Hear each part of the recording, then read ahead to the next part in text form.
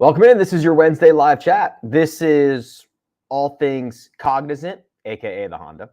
Chat about Jetta. Let's do it.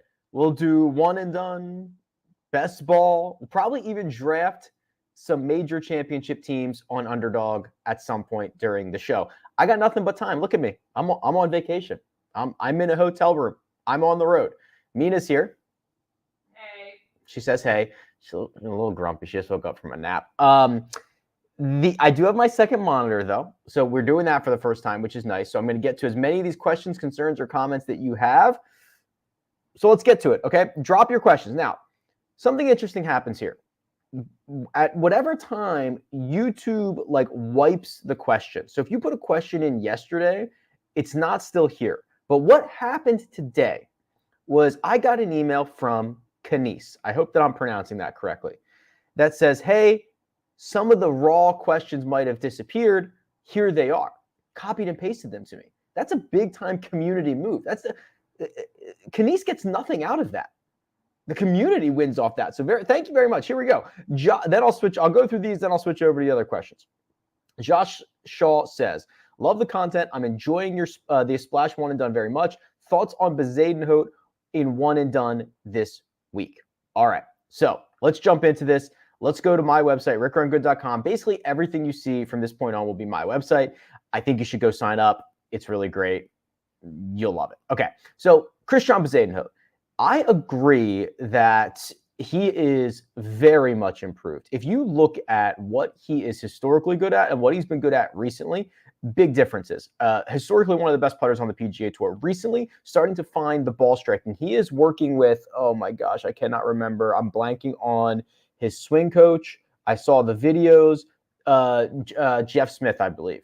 Jeff Smith has been working with Bez here. The approach numbers are wildly better than we've ever seen before. The question around one and done, and there's already a ton of questions about one and done, so we'll talk about that in depth. But I think there is kind of a flow chart. It's, are you going to play Rory? The answer should be no. You should not play Rory McIlroy. Even if he wins this, he is probably more valuable in another event, any other event later.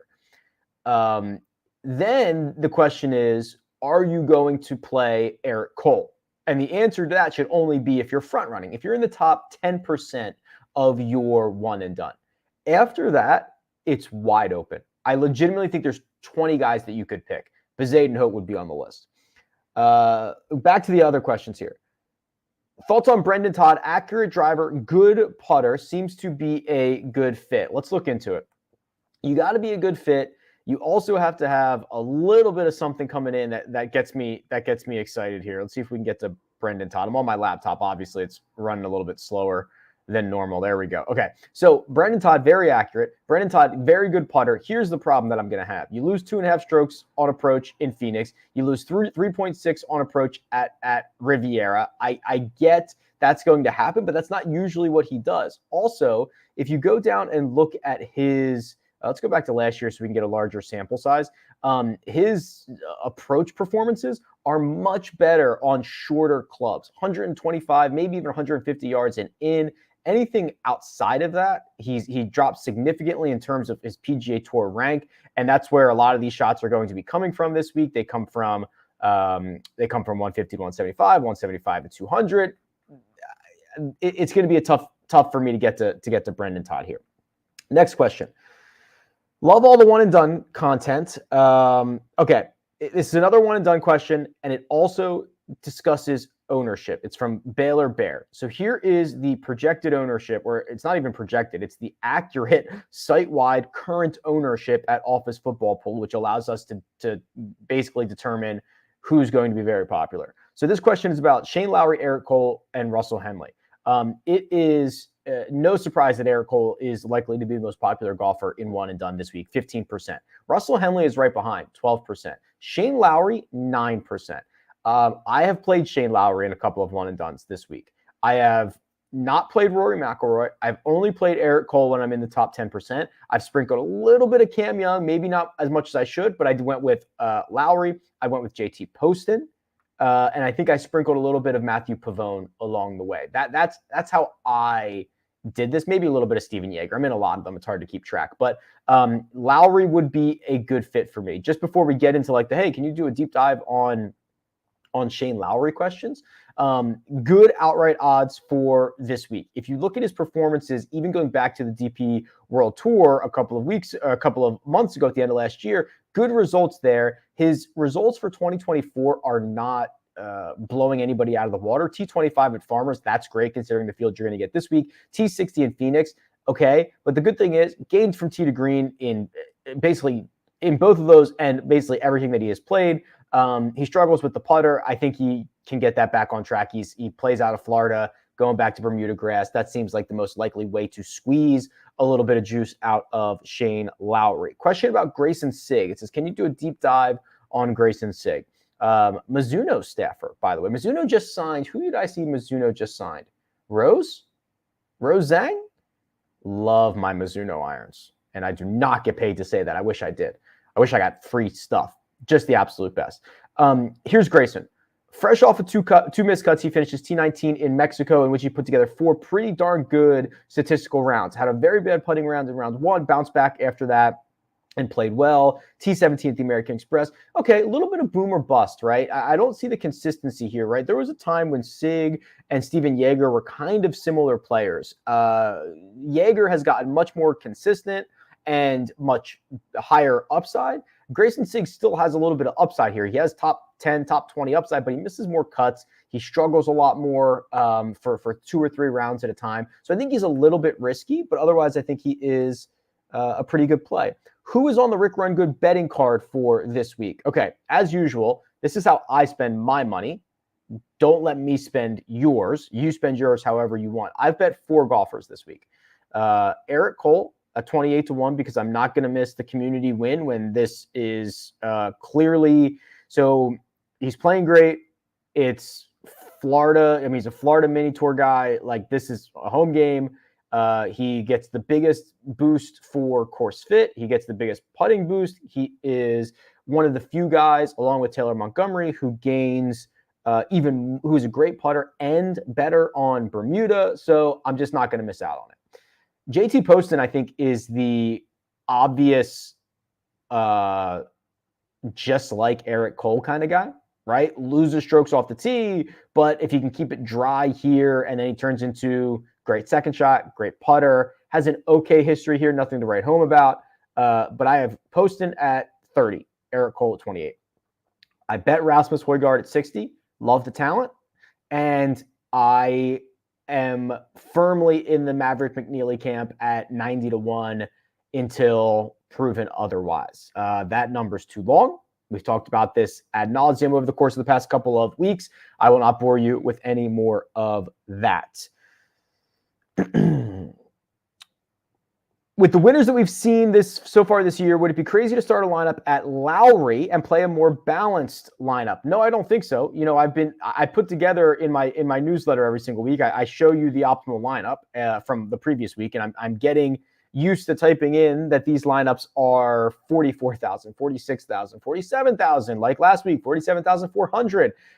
No, and I think that also the thing about PGA National is it's a volatile golf course, right? Rory McIlroy, for all of his greatness, is not immune to making a big number anywhere.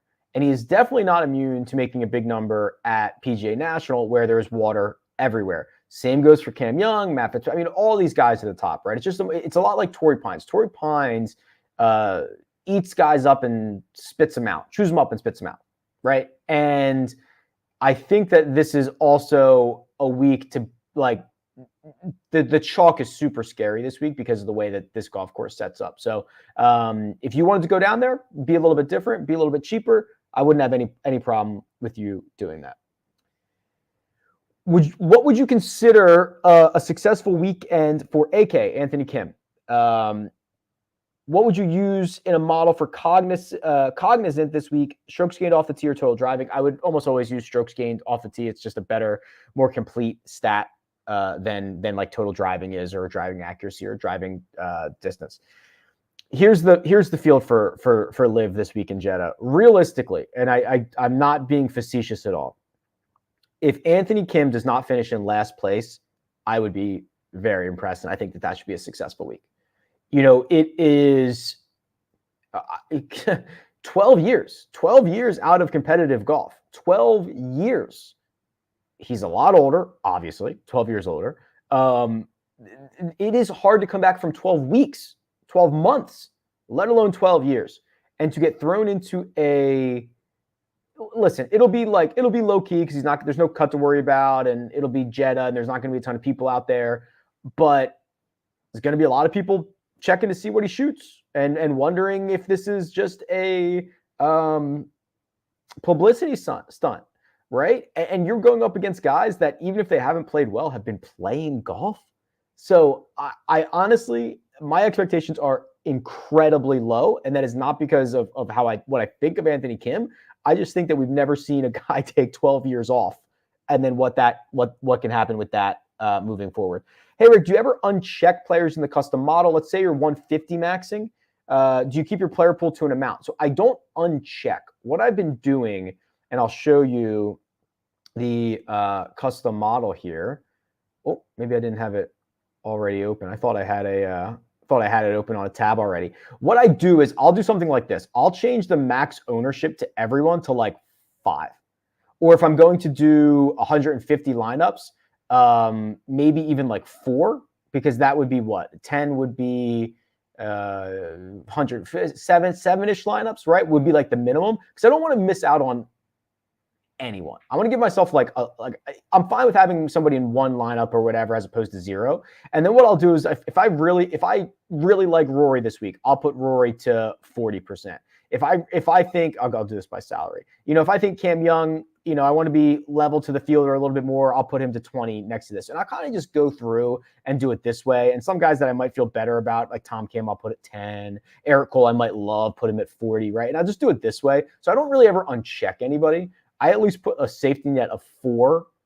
If they don't make it into a lineup, that's fine. They haven't done what they've needed to do to get into a lineup, but I don't usually uncheck people.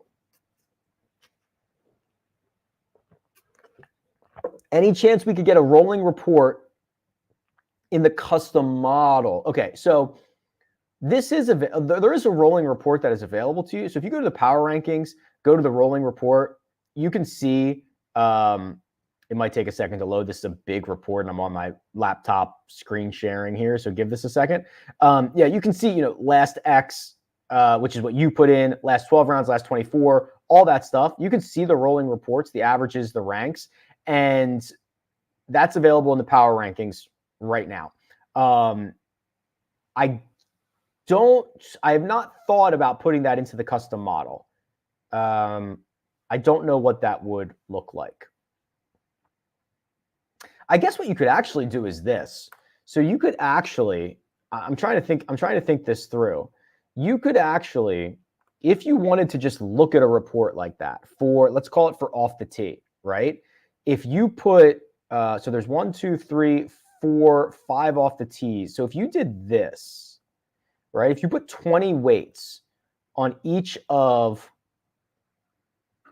the off the tee stats, last 12, last 24, last 36, last 50, last 100, there is your rolling report, is it not?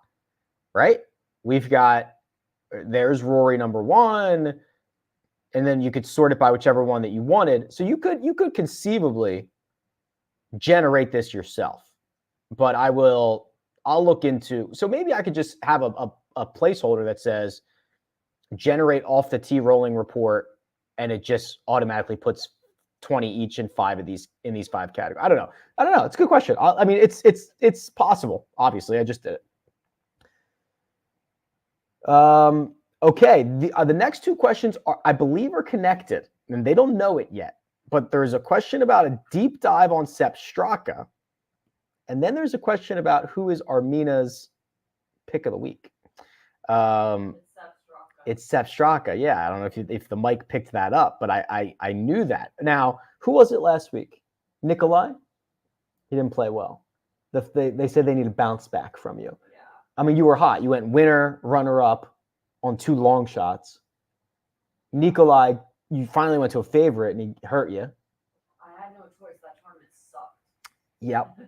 Here's Sep. What I like about Sep is despite the miscut in Farmers and the miscut at Riv, he actually has gotten a lot more consistent recently, and still has not lost the upside of playing well, contending, being in a lot of tournaments, despite the recent misses. If you look at his stat profile from last year and compare it to what he's doing right now, he's a much, much, much better player.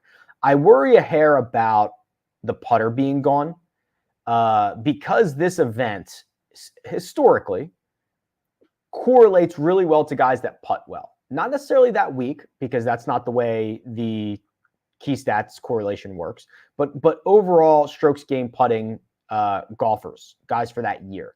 So I do worry a little bit about that, just because these are pretty pure Bermuda grass greens, and I think you're gonna have to make some putts, but that would worry me a little bit. But I think he's still like a 6.5, 7 out of 10 as far as good play goes.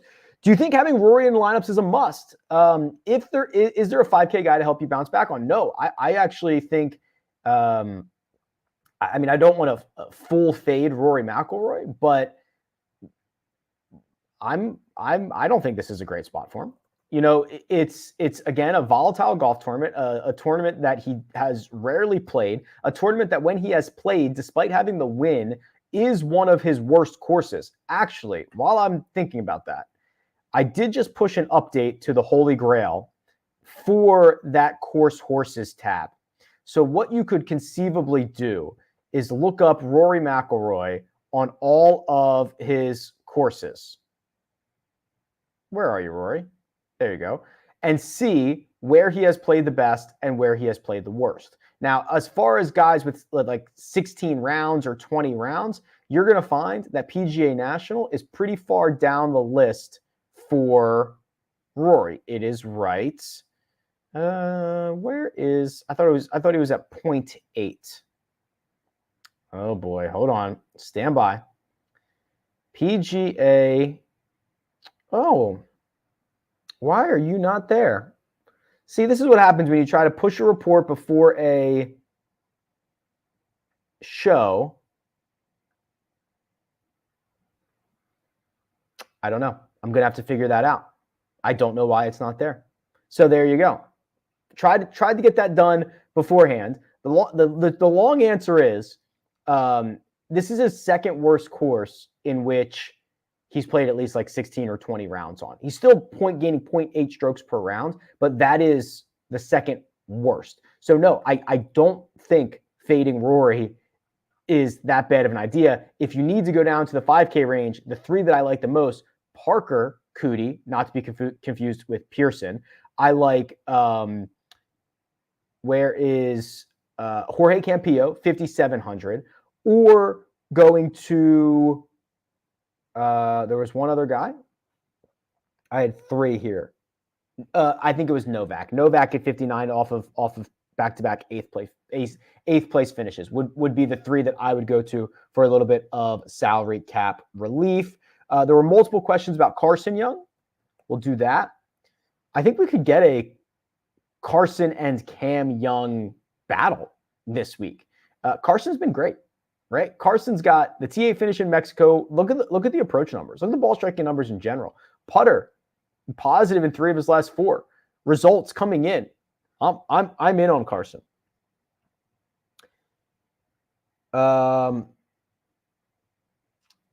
Hey, Rick, we stumbled a bit last week with Højgaard for the one and done, but still 4th out of 41. You did not stumble. You are fine. This week, I proposed to you Pavone, Mitchell, and Lowry. Who is the one? Let's get back on track. I would, I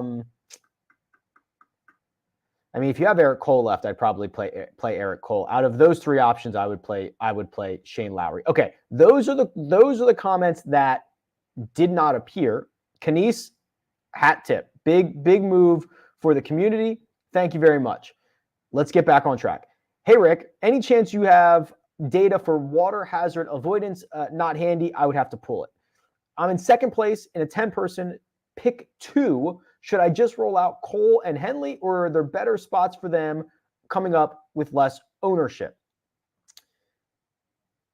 I would say you should just play them. I wanted to talk about the Pool Genius tool the one that allows you to plug all of that information in and tells you who do you, but I'll get to that in a second. I have 2 Canadian questions for you. First, are you still mad at Pendrith for last week? No, I don't really get mad at him. Secondly, how do you feel about Svensson, top Canadian? Okay. Yeah. The good news for Svensson is when he's playing his best, this is a good course for him, right? When he is at his best, he is a pretty pure ball striker who, from those longer ranges, only gets better, right? The two types of ball strikers, guys that hit their wedges and fire darts there, or guys like Adam Svensson that the longer the club gets, the better he gets. That's kind of what we need here. And you can see that from his metrics. Now, the problem is that he's hemorrhaging strokes on the putting surfaces. Off the top of my head, Pendrith, I think Mac Hughes withdrew last week, so he's not in the field. Connors is in the field. Gligic, I think, got in on Monday. I don't know who else I'm missing. I don't think Hadwin's playing this. So with that information, I think Adam Svensson is top Canadian is pretty good. Also, it's a home game for him, right? He plays out of Palm Beach, and guess where this tournament is? Yeah, you nailed it, Palm Beach. Last man in a GPP lineup, McNeely, Davis Thompson, Doug Gim. I think it's McNeely. Listen, I already said I've bet him. We have spent a lot of time talking about Maverick McNeely. I'm only going to spend 10 more seconds, and I'm just going to show you what he did last week and show you that his T13 in Mexico was not even striking it all that well and just continues to putt great. He's making gains off the tee. I've said it a million times. How do we feel about Bo Hostler? Well, you can't spell beautiful without Bo. Do you know that? Pretty good. Somebody said that to me the other day. So I want to look deeper at his numbers real quick. I'm going back to last year so I can get a bigger sample size. Let's see if it's any different for this year. Not really. The thing with Bo that I would worry about is a lot. So he is quite wild off the tee, 130th in accuracy, 137th in distance from edge of fairway. So when he does miss a fairway, he misses it in a big way. He gets worse from the farther proximities. He is, I think he is better on shorter kind of wedge festy type situations. I'll pull up his history here. I admittedly don't know what it is. 3 trips. Last one was in 2022. T16, T60, T38. They're fine. I love Bo. I think there's going to be a lot of places to use him. I'm not particularly thrilled about this one. Has Pick on Rick come to an end? I don't know. He was plus on approach at Ribbon Pebble, back to one of his spots, a pivot at mid 7Ks, and a taste at 80 to 1. Let's look at this together. Yikes.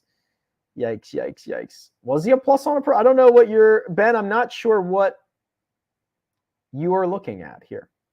I'm looking at Ricky Fowler, who lost strokes on approach at Riv, who lost strokes on approach in Phoenix, who has lost strokes on approach in 4 straight, continues to putt poorly. I think Pick on Rick is on. Okay, we are getting some of the same questions back from earlier. Okay, have we reached the official beat early on Daniel Berger moment? Yeah, that might be a good call because we've seen Daniel play, 3 or 4 events now that he's been back in 2024. This is historically one of the better spots for him, right? So here's look at that. If you do 2024, 2023, he has 3 starts. It's just craziness. So here's Berger's stat profile. Still great off the tee. Approach play was awesome in Phoenix. That's what you want to see, a stroke per round. Wow, really good. Short game, struggling, no surprise, kind of knock off the rust, get back into form. And then putting has been positive. Let's do his Cognizant stuff, his Honda stuff. 4th, T36, T29, 2 missed cuts and runner-up. Yeah, I like that call. Try to be early here on Berger. There was somebody else we did this with. I guess it was Zalatoris, right? Where you saw the comeback and he was going to a spot that was really, really good for him. So we'll have to reassess Daniel Berger on a weekly basis, but because he's getting to go to a really good spot, I think he should. I think this is a good time to be early.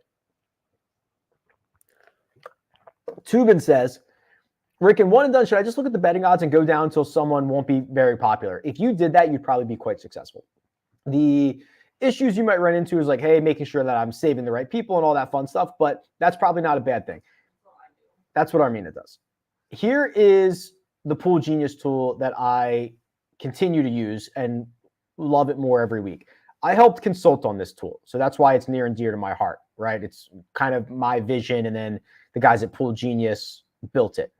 So it does incorporate, obviously, the betting odds, how those betting odds have changed, recent performances, course history, future value, right? So, if I look at this event, this is a very small purse, 9 million, relative to some of these other events that are going to happen. Like Rory there are just dozens of payouts that are going to be better used for Rory McIlroy. We're in this range right here. We're trying to use golfers like 26 to 29, maybe even 21 to 29, 21 to 31 on our big board. So what happens is, because I've already updated all my information and it knows how many entries I've used, or it knows how many entries are in my pool, it knows the rules for my pool, it knows what tournaments I'm going to have to use later, it gives me the short list. Notice who is not on my short list with the highest odds to win, Rory McIlroy. Not remotely on my short list, because you should not be playing Rory McIlroy in one and done this week. You should not.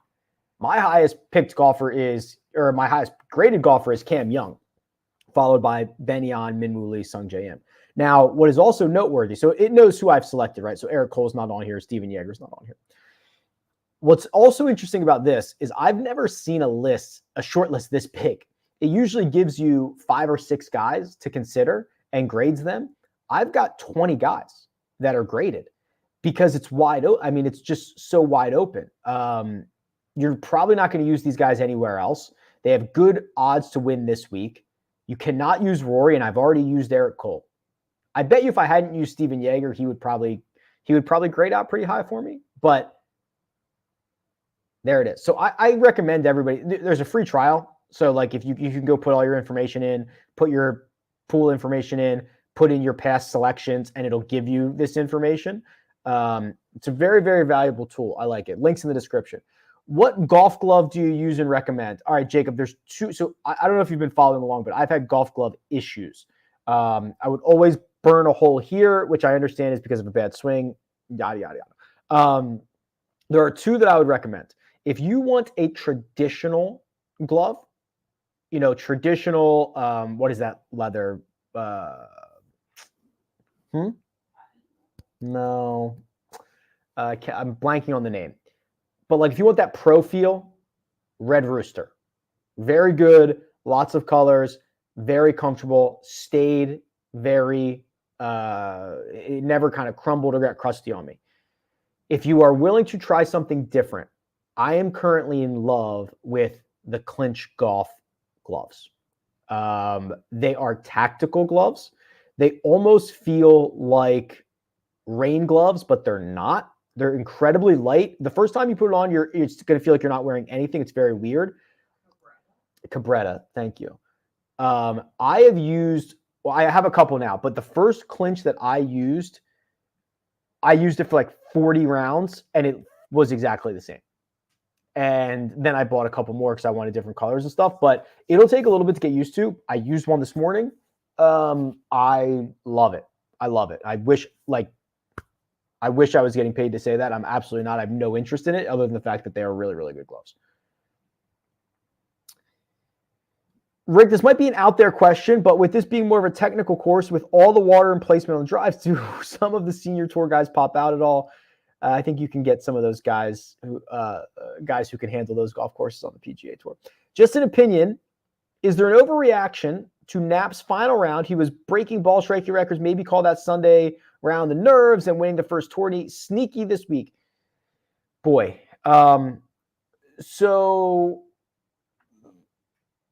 Okay.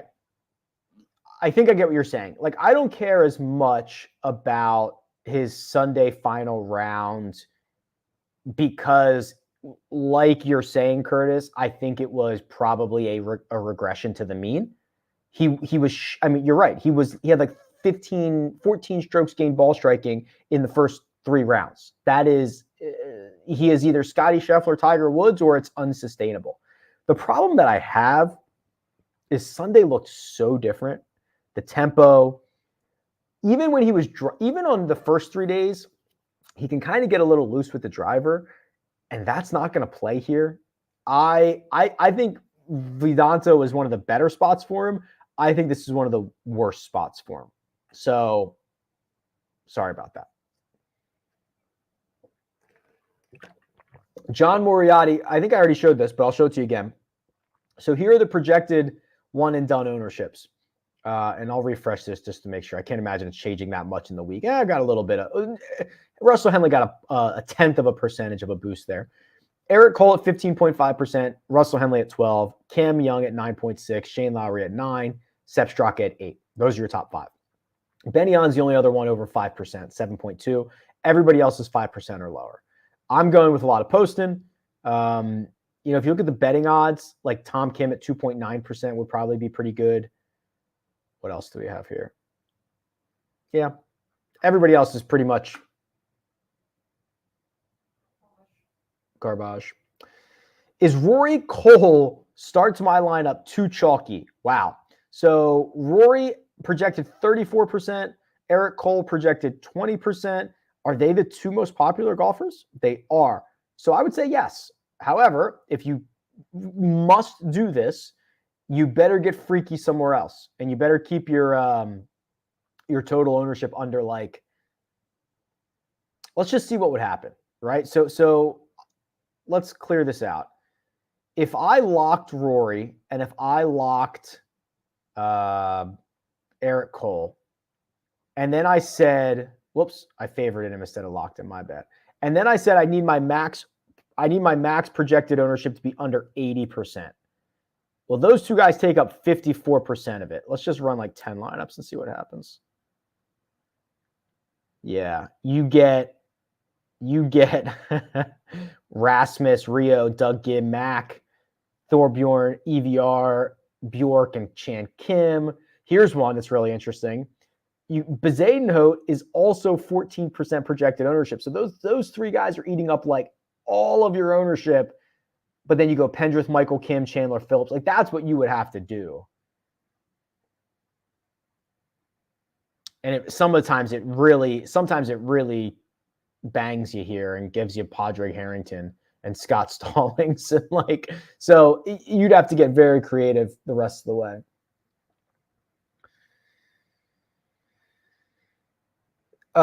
This question about strokes gained putting. So the model really thinks that guys who putt well have success here. It's actually not an opinion. Strokes gained putting for the season is more correlated to success at this golf course than other strokes gained metrics. That is actually a fact. That's not an opinion of anything like that. It doesn't mean it's going to come true all the time, and it doesn't mean it's going to be the winner, but it is more correlated than other places. Let's do a Jake Lauer or Justin Lauer. Sorry, I was looking at Jake Knapp's profile there.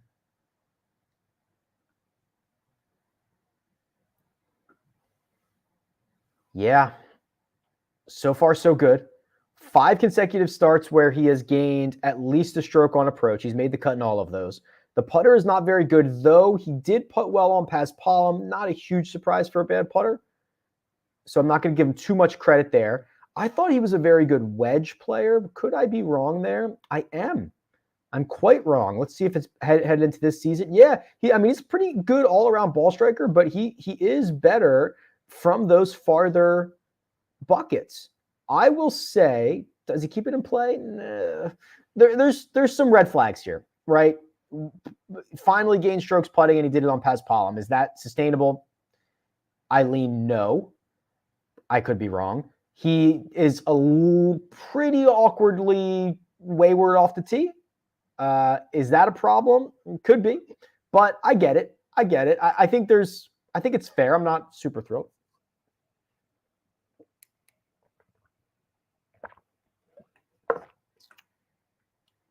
I'm surprised it took this long to get to Ben On. I just figured Ben On was going to be incredibly popular, and probably should be. He's the sixth most projected one and done play.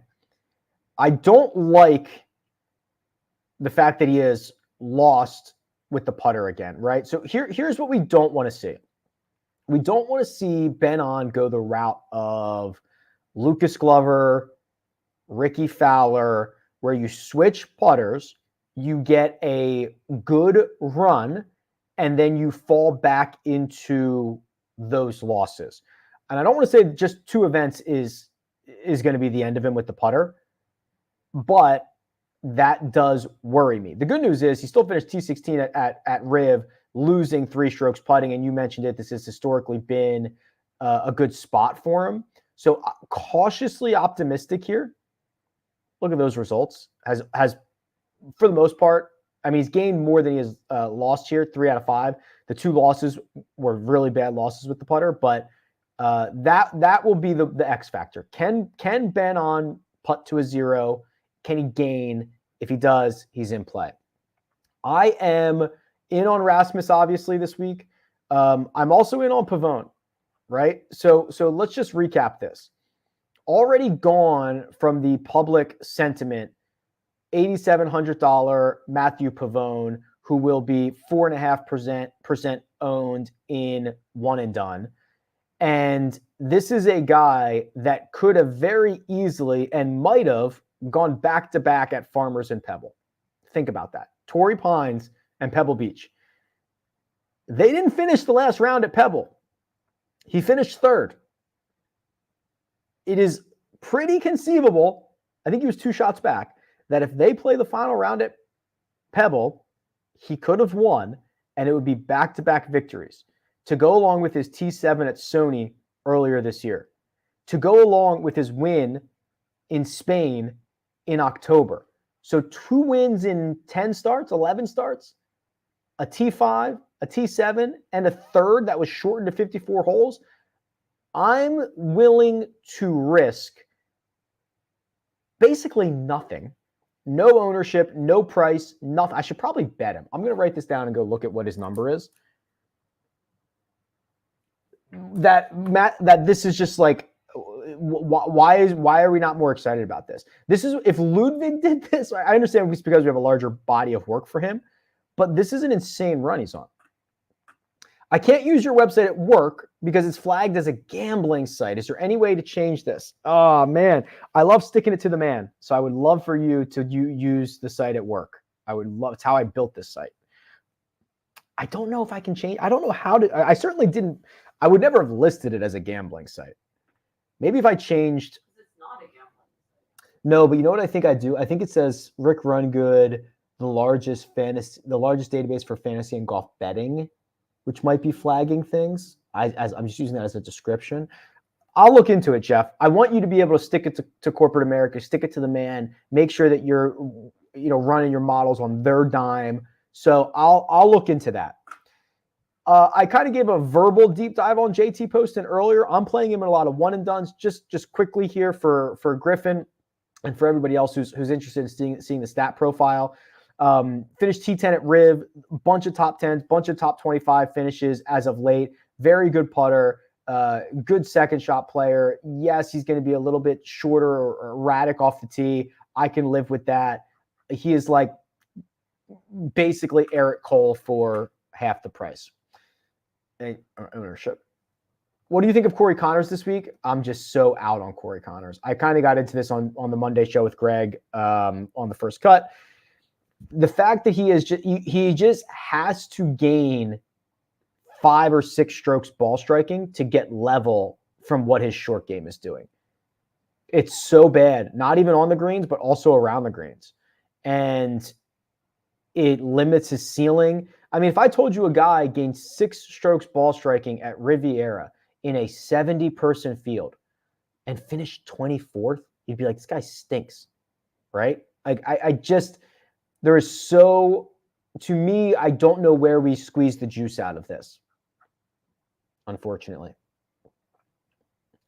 Having a tough time picking between GPP starters from the 9 and 10K range. Not much difference between these guys. Henley, Connors, Mitchell, Cole, Kirk, Cam Young, Lowry, and Poston. Geez. No, I think you can discern between them. No, get rid of Connors. I'm probably out on Mitchell. If you care about ownership, probably out on Cole.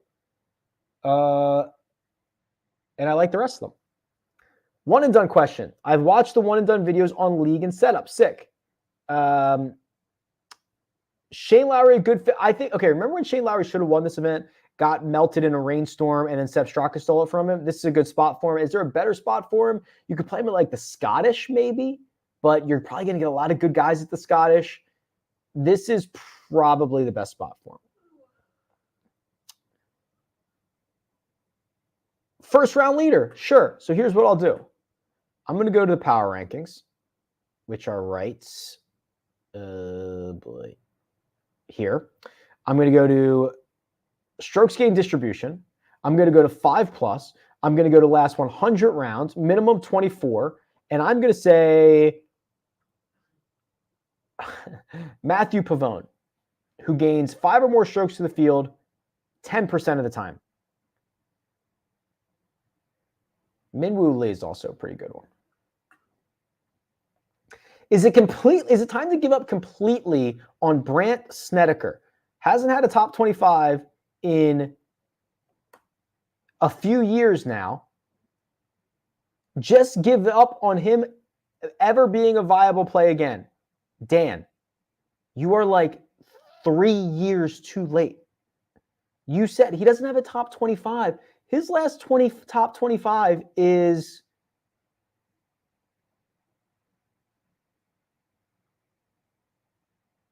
he had one in April of 2022.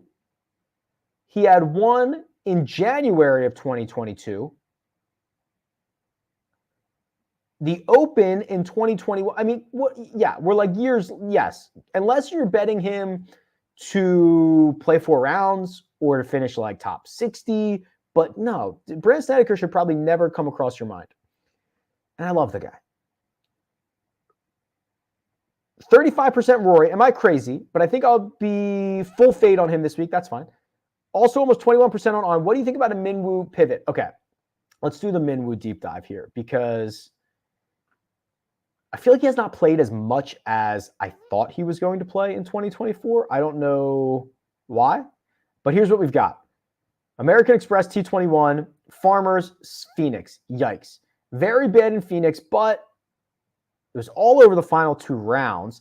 They played, were the 2 rounds there. See, he might have played half of round 3 and all of round 4 on Sunday. I'm willing to not put a lot of weight on the weekend stuff in Phoenix because the whole event was scheduled weird, right? The Farmer stuff is not great. Lost a stroke and a half on approach there in round 4 at Torrey Pines, but the other rounds were okay. American Express was fine. Oh boy, has he played here before? Last year, T26. How big is the difference between On and Minwoo? Wow, it's like a third. Yeah. I'm comfortable with that. I'm pretty comfortable with that. Longer term, Minwoo smashes Benny On, especially if you start looking at the DP World Tour stuff. So I'm okay with that. If you had to pick one person to win this tournament, who would it be?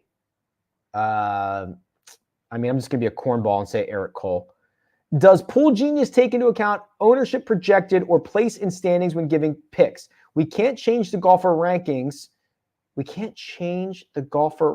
So we are all getting some recs. Oh, no. You're not getting the same recs. So it does not take into account ownership projections yet. I thought it was going to be ready for this week, so I'm assuming it might be ready for next week. But it is taking into account all of your pool rules, right? So when you say, hey, there's 1,000 people here or there's 10 people, it understands the difference in aggression that you need to have. It is also looking at your earnings thus far and making assumptions on where your standings, where you are. So if you've only made $500,000 in a 1,000-person pool, it knows you need to foot on gas a little bit or be a little bit different or start taking on a little bit more risk. If you are, second out of 10, or if you've made 2 million out of 10, it assumes you're near the top. It is going to assume you're like, it's going to tell you to play Eric Cole or whatever. So no, it is taking that into account. And I imagine, it was supposed to be last week, I believe, that so there's a partnership, I believe. I don't want to speak too much about this because I'm not sure if it's, I don't want to speak out of turn, but I understand that there is a partnership between Pool Genius and Splash. Splash owns Office Football Pool and Run Your Pool. The idea is that the Office Football Pool ownership is going to come into this, right? So what we use here will just come into that. So that's what I imagine. Speaking of Splash, there is a 3 and done, okay? So a 3 and done for the players and the majors. People have told me, and the data apparently shows, that major pools are up and to the right, rocket ship time. So for the first time, what we did was a $500, which I know some people have said, hey, is there going to be anything less expensive? I'll look into it, but here's a $500. So it's basically $125 for each major or for each event. 460 people. That's 200,000 in the purse. This is fully regulated in 40 states and DC. If we fill it, first is 25K, second is 20K, paying out 50 spots out of 460. And then there are payouts for each tournament. So if you have a really great open, but you're already out of it, you will still win money. I am under the impression that this is going to be very popular. I'm hoping that is true. The link is in the description. If you want to get into that, I would love to fill that. There is also, while you're over on Splash, there is also the tiers contest, which is guaranteed. It's only half full, so there's probably going to be an overlay in this. You pick a golfer from each of 6 tiers, put your entry in, somebody's going to win $864 this week, and then payouts are down here. So I'll keep linking the stuff on Splash. If we keep filling it, we get a little bit more leash. We can do fun stuff. They're pretty creative. So so far, so good on this stuff. Links in the descriptions to all of that.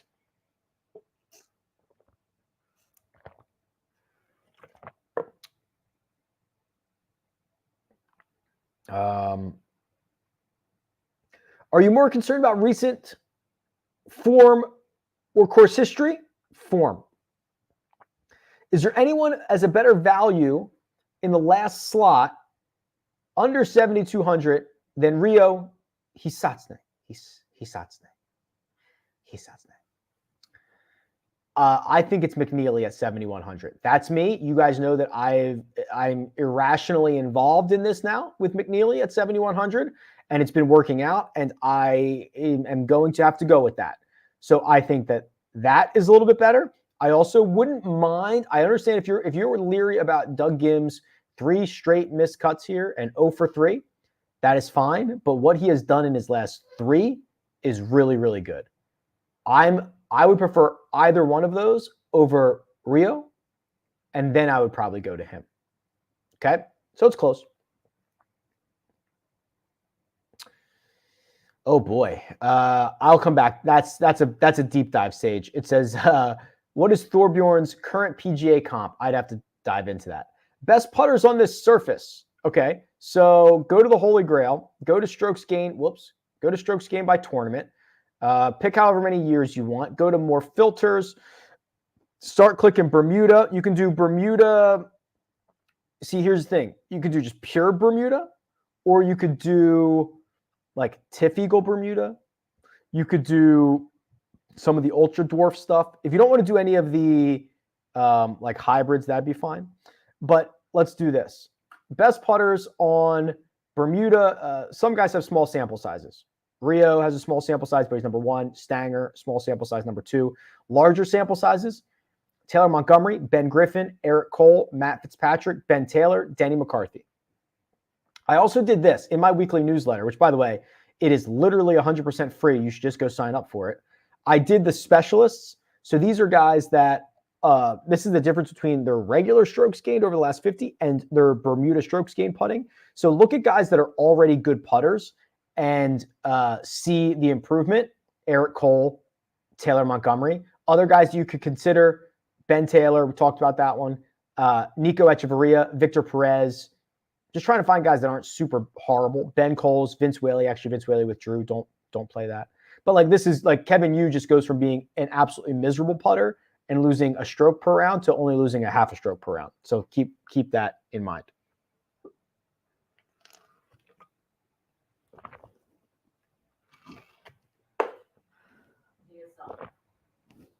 Wow. She's a little grumpy, a little nap. B-Woo or D-Woo? D-Woo for me. Ha. Can we get strokes gain metrics on Capital One's The Match? How sick would that be, right? I would absolutely love that. Thoughts on Montgomery? Hate to say it, but I'm generally interested. We've got the putting stuff, right? We know that. We know that putting's important this week. We know that he's a Bermuda specialist. He is scaring me off the tee, but he has been for a long time. The approach play is improved. That's it's a very low bar, but it is improved. And we've got some decent finishes as of late. Missed the cut at Riv, by far his worst start since the start of the season, which was September of the Fortinet. Had a very, very good run besides that. Yeah, I think I hit on Noren earlier on Monday. Keeps it in play off the tee. He's not going to bomb it around and get into too much trouble. He has a one-way miss when he does, which is generally kind of nice. Kind of a grindy guy. I actually think so. We haven't really talked about this. You know, I think this is going to play a lot easier than previous years. You know, normally 6, 7, 8 under par might win you this golf tournament. It's gotten easier over the years. They added more fairway. They changed number 10 to a par 5. I would like this better with a 6 under winning score for Alex Noren than maybe a 16 under winning score. So kind of stuck there. I'm having a hard time believing 30% ownership on Rory. Mike Cavalunas is the GOAT, though. I was thinking we'd get a discount given his stateside results so far. I defer it all to Mike. He's very, very good at this. So I think that when people look at this field and see Rory McIlroy and a lot of people they don't know, they're going to play Rory McIlroy. Stanger or Highsmith? Stanger. Okay, there was like 3 in a row for Justin Rose. We've not done the Rosie deep dive yet. I want to see what his Cognizant, so weird to say, history is. So let's pull that up. Miscut the last 2. Whoops. Oh, I think I clicked something while I was doing that. That's on me. I got to let it load first, but it takes forever on my lap. There we go. Okay. 2 miscuts in a row, but then he had those 3 top 5s in a row. But these are over. Oh my God. Okay, so he hasn't played this since 2020, missed the cut. Played it in 2015, missed the cut. 13, 12, and 10 were top. So we can't really use any of that, unfortunately. I don't think that's too far. That's too far back. T11 at Pebble. The putter's been really good. That's nice to see. We're not getting those tee to green improvements, though. Yeah, this is a little worrisome. Like a 4 out of 10.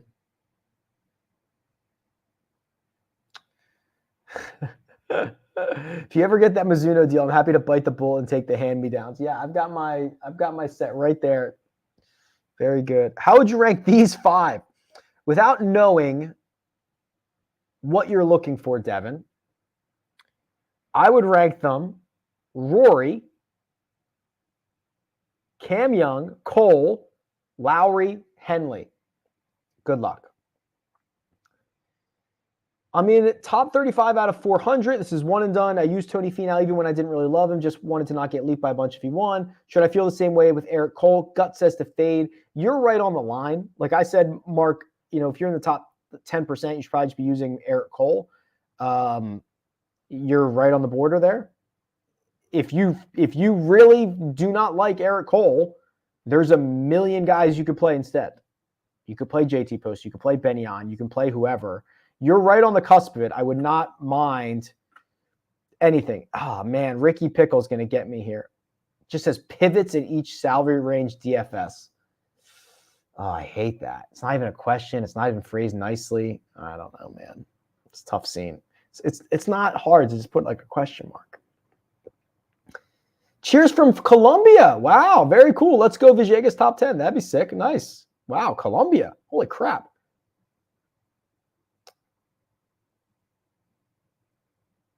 Oh, that was a nice note, but I've already answered that. But thank you for the note. What would your strategy be for a $20 single entry weekly 10 to 20 person DFS league? Probably be pretty chalky, right? Depending on what the payouts are, it'd probably just be like a lot of Rory, Eric Cole, Ben on starts, maybe Cole and Ben on, you know what I mean? Just like pretty chalky stuff. And then try to take a stand on one guy, right? Maybe you take the stand on not playing Rory. Maybe you take the stand on not playing Eric Cole, but just something very like that. Ricky Fowler. No. Hey, Rick, love the show. Curious on your thoughts on how to use live guys for the majors. Is it worth it to use the top PGA guys for designated events and use Rahm, Brooks, etc. when you can? Yes. Unfortunately, we're kind of at the point where there's enough good guys on live where, and these are my major championship rankings. So these are free on the website, rickrungood.com/bestball. I created them so that you could do the best ball drafts on Underdog. You could use them for your pools, all that stuff as a reference point. The thing is, so Liv's got at least two guys that you should absolutely be using in major championships. Jon Rahm, Brooks Koepka. You can't really go without using them if you have them available to you, right? So now you've got to use them at majors. I don't know if you have to use 4 live guys because I do think it depends. We'll see what, Cam Smith is up to and Bryson is up to and Joaquin Niemann and Terrell are up to. But I don't want you to use live guys just to use live guys, especially because if everybody starts using live guys, you using Rory McIlroy or Scottie Scheffler could be a little bit different. But I think what you're going to have to do is play Rahm at one of them, Brooks at another, and then that's probably all I'll do. Unless somebody really starts getting hot, that's probably the only way that I'll do this. We'll draft a major championship team at the end here. Surefire pick for survivor mode. The golfer must make the cut.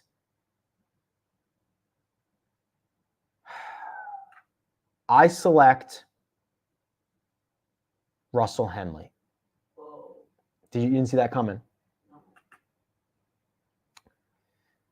These questions these comments are like stuck together. I can't read. MG actually made a great DTC ball.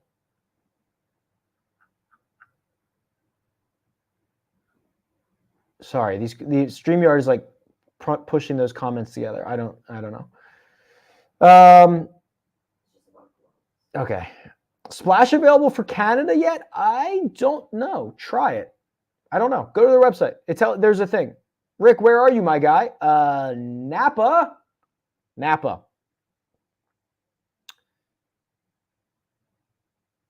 Would you ever consider adding a tool to be able to cross-reference previous models you made to the results of that given week? Yes. I've been tinkering on it. It's a lot, admittedly. It's a lot because it's a ton of data and you have to it's a lot. I've been tinkering on it. That would be nice. Who do you like better for one and done, Seabez or Rasmus? Man, Rasmus so we haven't really done the Rasmus deep dive. I guess I did do it on Monday. I did it in my newsletter. So we probably don't need to do it now, but I am always a hair worried about the first start. The first start from a guy who plays primarily on another tour, and now you're trying to figure out and get my feet wet on all this different stuff. Everything's different, right? That makes me a little bit worried. So for that reason, I'm out. No, I'm just kidding. Seabez would be like a hair ahead here. But if Rasmus is going to play a couple of events here in the Florida Swing, or I love that. Okie dokie. You going to be boots on the ground? No, I am like 3,000 miles away. All right. Here's what we are going to do now. We are, let me make sure I have my notes here. Okay, I'm going to do two things. I'm going to quickly, I saved up a couple of notes and comments about the live field this week. So what I have been doing, if you haven't noticed, is I've got multiple cheat sheets in here. PGA, European Tour, Korn Ferry Tour, Live Golf. I've loaded all of those fields into the Holy Grail. I've loaded all those fields into the power rankings, into the custom model, all that stuff. Okay. So it's a little bit more difficult to model the live guys, but looking at this field, this is one of the few events where we get a decent bit of history. They've played here twice. And also this course has been played on the Asian tour. They might have played it on the European tour, but some of these guys have played it quite a bit. So I sent this out in my newsletter as well. So it's Royal Greens Golf and Country Club. Dustin Johnson has 14 rounds here, 2.31 strokes gained per round. Mito's got 7 rounds here, 2.27. So you can see all this, right? DJ's coming off of the win in Vegas. I'll actually sort this by salary. I guess that would probably be a little bit better. And you do get a 1,600 discount from Dustin Johnson to Jon Rahm. So if you wanted to pivot off of Rahm at the top down to DJ, I think that is completely fair. Brooks Koepka has won this event back-to-back years, okay? So throwing that out there. I couldn't be more excited about Joaquin Niemann. 2 top 9 finishes. He's playing well. He played well. He obviously won in, God, why am I blanking on, what was that, Mayakoba? Yeah, Mayakoba. And then you got like Carlos Ortiz. So here's the other thing. Shameless plug for rickrungood.com. Having 6 tours is essential. The game of golf is global now by more than it's ever been. So Carlos Ortiz just won in Oman. Okay, he just won the International Series in Oman. So when you look at his price and see that he is $7,300, cheaper than Cameron Tringale, who has done nothing on live in his entire live career, that's pretty wild stuff. And Ortiz finished 12th and 17th here. He's your best value, okay? If you're building around some of those guys at the top, getting a little bit of value on Ortiz feels like the right spot to roll it out. And then these younger guys, right? These younger guys that get priced, Andy Ogletree, cheaper than Kevin Na. Like Andy Ogletree beat Kevin Na 900 out of 1,000 times. Like it's just crazy talk. Offer a lot of value. I will run one model here on these guys, and we got to be pretty. The problem is we got to be pretty straightforward here because not all of them have advanced metrics. We can use the weighted stuff. So this is what I would do. If we're looking for winners, we're going to do last 36 rounds of weighted strokes gained total for like 50. We have to do it that way. Then we're also going to do 15 on strokes gained 4+, 15 on strokes gained 5+. We have 20 left. See, the thing is, we just can't do anything. They don't, we got to get more. We got to get more of these stats here, or else this is going to turn into a very. I don't want to taint. I don't want to taint this model. Let's just do. We'll do 10 more on these, or we'll do this. We'll do 15 here and 20 more and 5 more here. So our number. Okay, so Rahm is 1, Bryson 2, Niemann 3. Brooks 4. Look at David Puig, 7th, because he also won an International Series event. He won on the Asian Tour. Anthony Kim is 12th, but that is using data from literally like 12 years ago. So I wouldn't worry too much about that. Where's Carlos Ortiz? Did I go past him? 32nd. Wow. Okay. Anyway, I think it's a Ortiz. I think Mito wouldn't be bad to try to bounce back a little bit. Hopefully I get some more data from Liv and have that model be a little bit better. All right, here's what we're going to do. We're going to turn our attention to Underdog. I'm going to remind everybody, go sign up for rickrungood.com. Go sign, everything you need is in the links for the description. Sign up for rickrungood.com, get in the splash contest, go sign up for Underdog because we're entering that portion of this show right now. And that makes it official. A couple things here on the pick'em side. You are, I think Underdog has not realized that this went from a par 70 to a par 71, and it is, I believe, not going to be as difficult. Okay, so with that being said, some of these round props, like JT Poston 69.5. 69 is 2 under on a golf course that now has another par 5 and also wider fairways. Okay, take the lower side on that. Russell Henley, who has been great here, who is one of the best course fits, under 69.5. They also have the rivals. Where are my rivals? Here they are. Taylor Montgomery over Gary Woodland is scary, but I think it is the correct move. And then there was one more that got my attention down here. Oh, Carson Young against Vincent Norman. Last week was Vincent Norman. That was the week for Vincent Norman. Carson Young, I think this is the better week for him. So all 4 of these would be, like, if I put $25 on that, it would be, what was it, 9.2x. So we can do that. It's going to ask me. I thought it was going to ask me to confirm where I was. So you can check that out. Link in the description. You can tail those or fade those or split them up or anything that you'd like. But what I'd really like to do is talk about the major championship stuff. So people are already emailing me, Rick, I'm in a major championship pool. I'm looking for information. The data. So I obviously talk with the Splash guys a lot.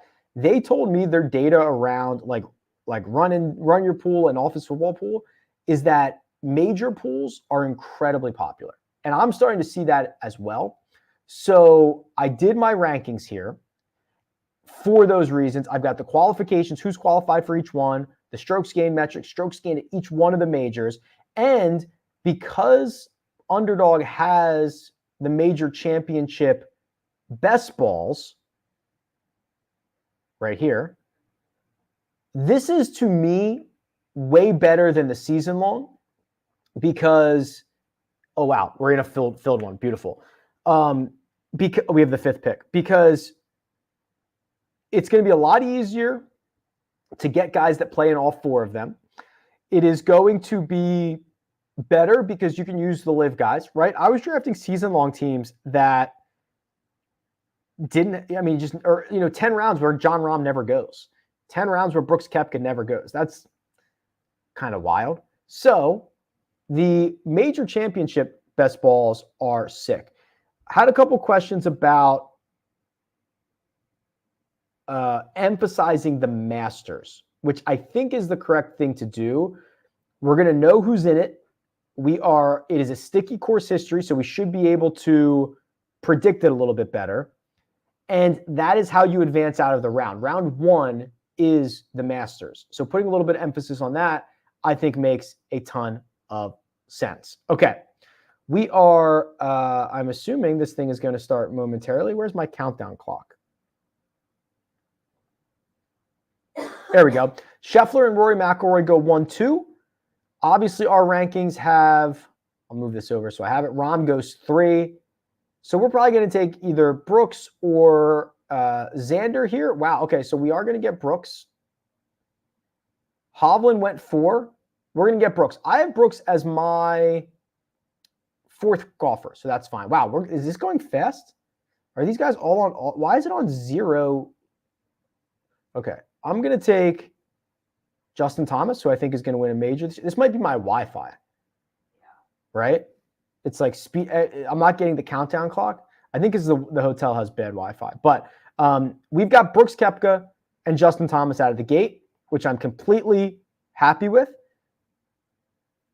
I think Justin Thomas is probably going to win a major this year. And I think Brooks Koepka is going to contend at a lot of majors. So this makes me very happy. Both of those guys can play well at the Masters. Zalatoris finally getting the respect, right? We were seeing Zalatoris go 5th, 6th round in season long.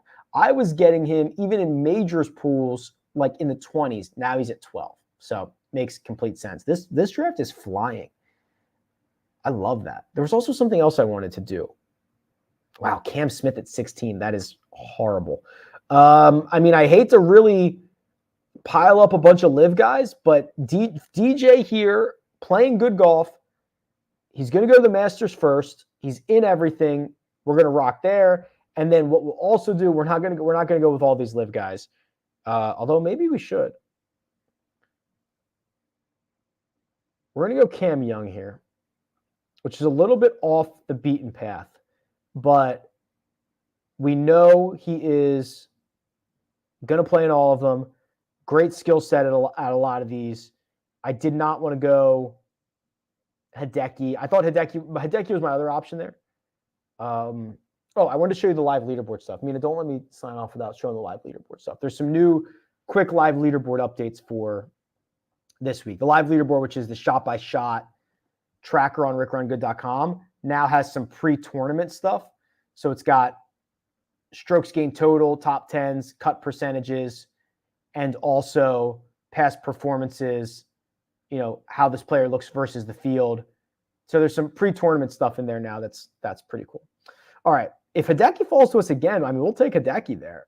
I mean, I almost took him in the last round. So obviously we're going to take him. Okay. He's not going to get to us. So we're going to go Adam Scott here. Adam Scott is obviously a Masters champion. He's rounding into form. He's playing great golf right now.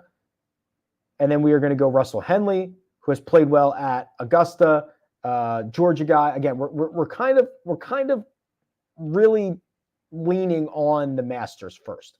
It gets us out of the first round. We know who's going to be there, and it's pretty predictable.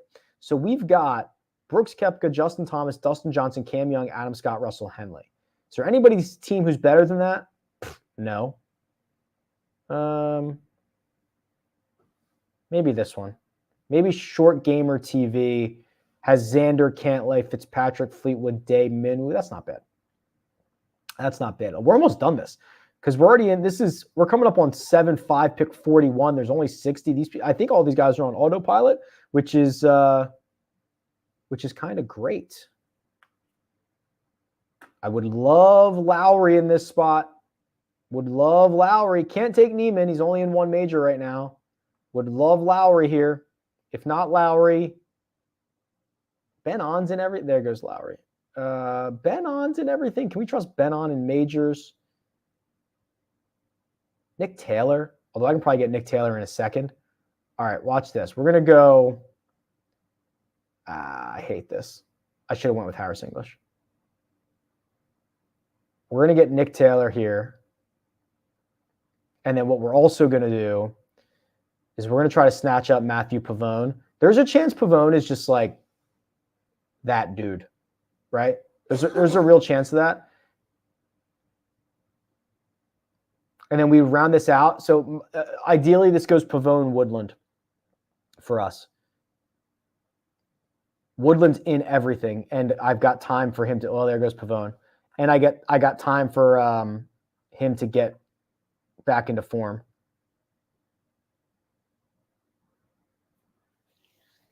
We'll take Gary here at 53, and then we're going to have to cap this off with probably Hadwin because I know he's in everything, which feels like the safest. Yeah. All right. That's our team. That went fast. Brooks, JT, Dustin Johnson, Cam Young, Adam Scott, Russell Henley, Ben On, Nick Taylor, Gary Woodland, Adam Hadwin. Those are running all the time. I've got the rankings up. I have a video explaining the rankings and explaining kind of some strategy here. I also have the deposit match if you use the code Rick or use the link in the description. If you want to go fire some pick'ems, I think that the strokes are a bit too high. And I also like the trying to take like a little bit of flyer on it. So like, people love the first round leader. So they've got the first round basically top 10, but it's with odds. So like, if you think JT, like I'll do one here, right? So JT Poston to finish inside the top 10 after round 1, 2.5x. So if we did that and then we said, okay, we also like Russell Henley under 69 strokes or 69 and a half, that's 7.5x payout, right? So I do like to use that as you don't have to be perfect in a first round leader. They just got to be in the top 10. Jaeger might be another good one, 2.75, and then match that with, it might be that Sep Straa one. Let me just see.